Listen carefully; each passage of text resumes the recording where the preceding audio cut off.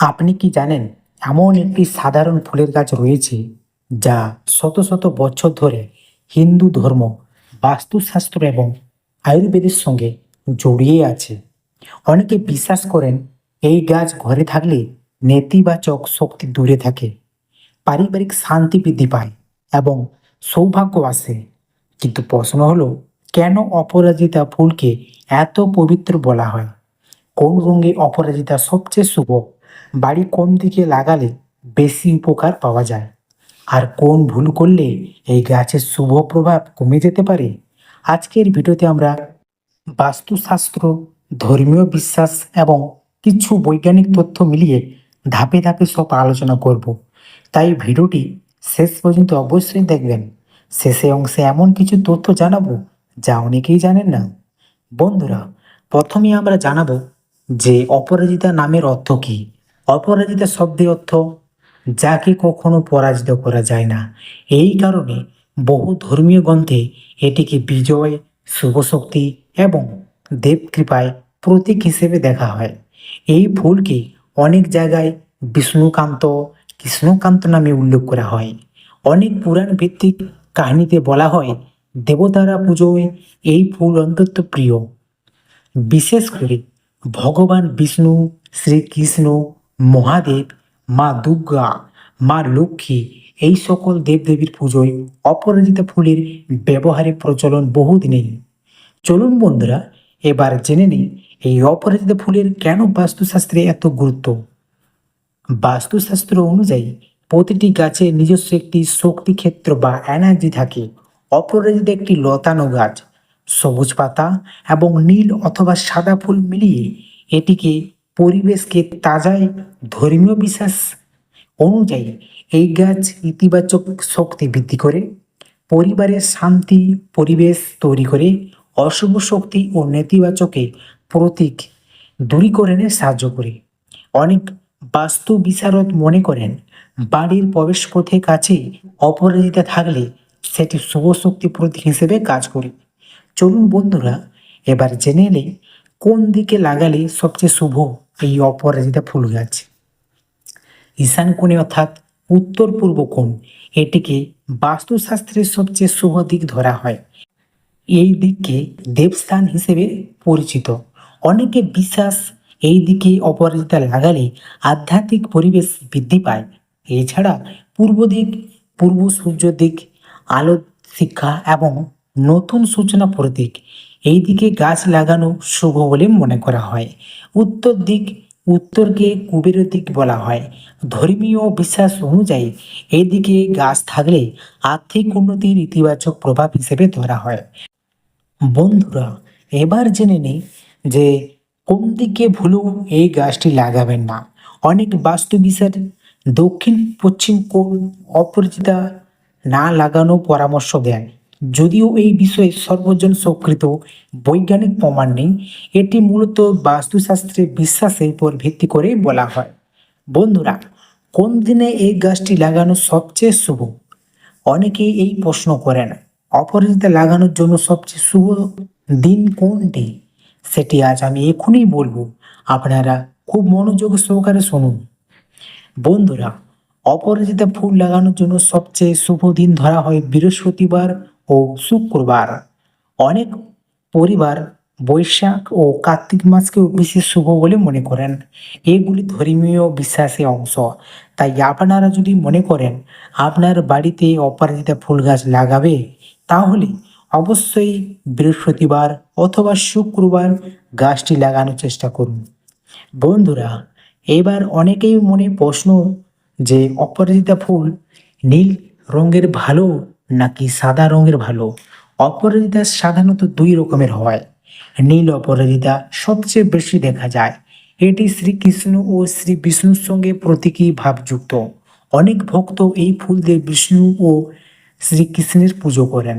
এরপর বলবো সাদা অপরাজিতা। এটা তুলনামূলক বিরল। অনেকে এটিকে শান্তি ও পবিত্রতার প্রতীক বলে মনে করেন। মা দুর্গা, মা লক্ষ্মী, মা সরস্বতী পুজোয় এটি ব্যবহার করা হয়। আপনার বাড়িতে কোনো অপরাজিতা ফুল গাছ আছে? সেটি অবশ্যই আমাকে কমেন্টে জানাবেন। বন্ধুরা, চলুন এবার সবচেয়ে গুরুত্বপূর্ণ আলোচনায় ঢোকা যাক, যে পুজোয় এই অপরাজিতা ফুল আমরা কিভাবে ব্যবহার করব। বন্ধুরা, বৃহস্পতিবার ভগবান বিষ্ণুকে এই ফুল নিবেদন করুন এবং অবশ্যই ওম নমো ভগবতে বাসুদেবায় নমো এই মন্ত্র জপ করতে করতে ভগবানকে ফুল নিবেদন করুন। এরপর শুক্রবার আপনার মা লক্ষ্মী অথবা মা দুর্গার পুজোয় এই ফুল নিবেদন করুন। জয় মা লক্ষ্মী, জয় মা লক্ষ্মী এমন নাম স্মরণ করে আপনারা মা লক্ষ্মীর পায়ে অথবা চরণে এই ফুল অর্পণ করবেন। এবার বুধবার অনেকেই ভগবান গণেশের পুজোতে এটি ব্যবহার করেন। আপনারা যদি গণেশকে এই ফুল নিবেদন করেন তাহলে বলবো এই মন্ত্রটি জপ করবেন, ওম নমো গণেশায় নমো। শনিবার কিছু ভক্ত শনিদেবের আরাধনায় এই ফুল নিবেদন করেন। এটি খুবই শুভ ফলদায়ক। শনির যত বাধা বিপত্তি এই ফুল নিবেদনে দূর হয়ে যায়। তাই আপনারা অবশ্যই শনিবারে শনিদেবের পায়ে অথবা চরণে এই ফুল নিবেদন করতে ভুলবেন না। বন্ধুরা, অপরাজিতা ফুলের বৈজ্ঞানিক দিক এতক্ষণ আমরা জানলাম।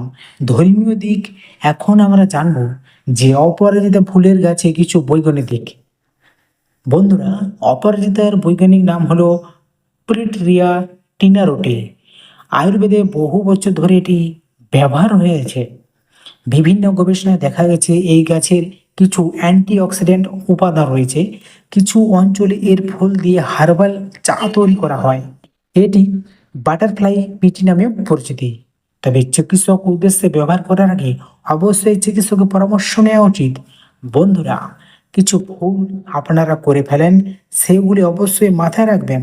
অনেকেই এই ভুলগুলি করেন যে শুকনো গাছ ফেলে ফেলে রাখেন।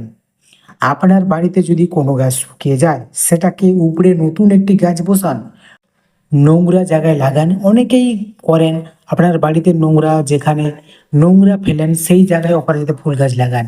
এটি একদমই উচিত নয়। নিয়মিত জল দেন না। যে কোনো গাছকে অবশ্যই নিয়মিত জল দেওয়ার চেষ্টা করুন। তা বলে বেশি জল দেবেন না, গাছকে পর্যাপ্ত পরিমাণ জল দেওয়ার চেষ্টা করুন এবং গাছটিকে এমন জায়গায় লাগান যেখানে সূর্যের পর্যাপ্ত আলো পড়ে, যেখানে বাতাস চলাচল করে। বন্ধুরা, সম্পূর্ণ অন্ধকার জায়গায় রাখেন। অনেকে এই গাছকে সম্পূর্ণ অন্ধকার জায়গায় রাখেন, তার জন্য আরও বাড়িতে ইতিবাচক প্রভাবে থেকে নেতিবাচক প্রভাব ভরে যায়। তাই এই বিষয়টি অবশ্যই মাথায় রাখবেন। লতাকে ছড়ানোর ব্যবস্থা করেন না। অনেকে এই গাছ, যেহেতু প্রথমে আমি বলেছি এই গাছটি হলো লতানো গাছ, তাই এই গাছটিকে লতিয়ে যাওয়ার ব্যবস্থা করে দিন। তাকে বাধাপ্রাপ্ত করবেন না। লতানোর ব্যবস্থা না করলে সেই গাছটি আস্তে আস্তে মারা যেতে পারে। বন্ধুরা, এই ভুল করলে গাছ ভালোভাবে বেড়ে উঠবে না। ধর্মীয় বিশ্বাসে কি কি শুভ ফল পাওয়া যায় বলে বলা হচ্ছে। অনেকে বিশ্বাস পরিবারে শান্তি বৃদ্ধি পায়, মানসিক ইতিবাচক বাড়ে, পুজোর পরিবেশ আরও সুন্দর হয়, ভক্তি ভাব বৃদ্ধি পায়, শুভ শক্তির প্রতীক হিসেবে কাজ করে এই ফুল। তবে মনে রাখবেন, এইসব ধর্মীয় ও সাংস্কৃতিক বিশ্বাসের অংশ, এগুলি বৈজ্ঞানিক নিশ্চয়তা নেই। বন্ধুরা, চলুন এবার জেনে নেই কিভাবে এই গাছের যত্ন নেবেন। প্রতিদিন অল্প পরিমাণ জল দিন, রোদযুক্ত স্থানে রাখুন, সময় মতো শুকনো ডাল ছেঁটে দিন, মাসে একবার জৈব সার ব্যবহার করুন, লতানো রুখার জন্য বাঁশ বা জাল দিন, এতে গাছ দ্রুত ফুল দেবে। বন্ধুরা, একটি অপরাজিতা গাছ শুধু একটি ফুল গাছ নয়, এটি বহু মানুষের কাছে শক্তি, ভক্তি, আশা, সৌন্দর্য এবং শক্তি প্রতীক। আপনি যদি ধর্মীয় বিশ্বাস অনুসরণ করেন তাহলে শাস্ত্রসম্মতভাবে পুজোর ব্যবহার করতে পারেন। আর যদি শুধু প্রাকৃতিক প্রেমিক হন তাহলে এই সুন্দর ফুল আপনার বাড়ি পরিবেশকে অনেক বেশি মনোরম করে তুলবে। সবচেয়ে বড় কথা হলো, গাছ লাগানো মানে প্রাকৃতিক ভালোবাসা, আর প্রকৃতিক আশীর্বাদেই মানুষের জীবন সবচেয়ে বড় সম্পদ। বন্ধুরা, যদি ভিডিওটি ভালো লেগে থাকে তাহলে একটি লাইক করবেন, পরিবারের সদস্য এবং বন্ধুদের সঙ্গে শেয়ার করবেন, কমেন্টে অবশ্যই লিখবেন জয় শ্রীকৃষ্ণ, রাধে রাধে। আজব শক্তি চ্যানেলে নতুন হলে অবশ্যই সাবস্ক্রাইব করে পাশে থাকবেন এবং বেল আইকনটি অন করে রাখুন পরবর্তী ভিডিও সবার আগে পাওয়ার জন্য। দেখা হচ্ছে আবার একটি নতুন ভিডিওতে। ততদিন ভালো থাকবেন, সুস্থ থাকবেন। ধন্যবাদ।